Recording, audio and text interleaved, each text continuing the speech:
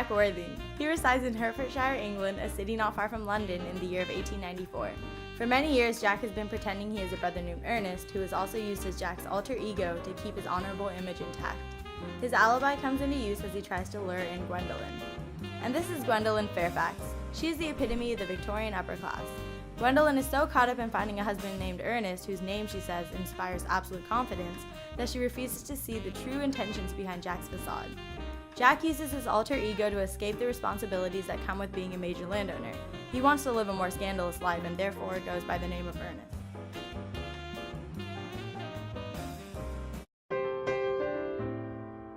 Charming day it has been, Miss Fairfax. Pray don't talk to me about the weather, Mr. Worthing. Whenever people talk to me about the weather, I always feel quite certain they mean something else, and that makes me so nervous. I do mean something else. I thought so. In fact, I'm never wrong. And I would like to be allowed to take advantage of Lady Bracknell's temporary absence. I would certainly advise you to do so. Mama has a way of coming back suddenly into a room that I often have to speak to her about. Miss Fairfax, ever since I've met you, I've admired you more than any other girl I have met since you. Yes, I'm quite well aware of the fact. My idea has always been to love someone of the name Earnest.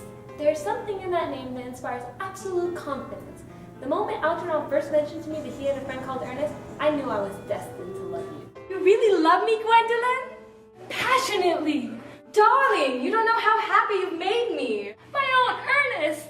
But you don't really mean to say that you couldn't love me if my name wasn't Ernest? But your name is Earnest. Yes, I know it is, but supposing it was something else, you mean you couldn't love me then? Ah, that is clearly a metaphysical speculation. And like most metaphysical speculations, has very little reference at all to the actual facts of real life, as we know them. Personally, darling, to speak quite candidly, I don't much care about the name of Ernest. I don't think the name suits me at all. It suits you perfectly. It has a divine name.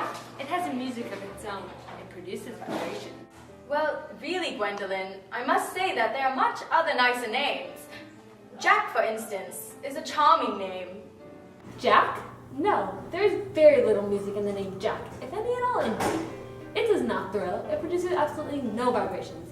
I've known several Jacks, and they all, without exception, are more than usually clean. Besides, Jack is a notorious domesticity for John, and I pity any woman who is married to a man called John.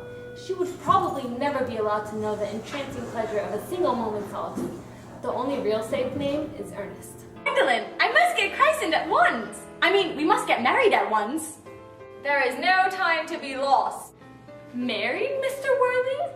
Well, surely, you know that I love you, and you have led me to believe, Miss Fairfax, that you are not absolutely indifferent to me. I adore you, but you haven't proposed to me yet.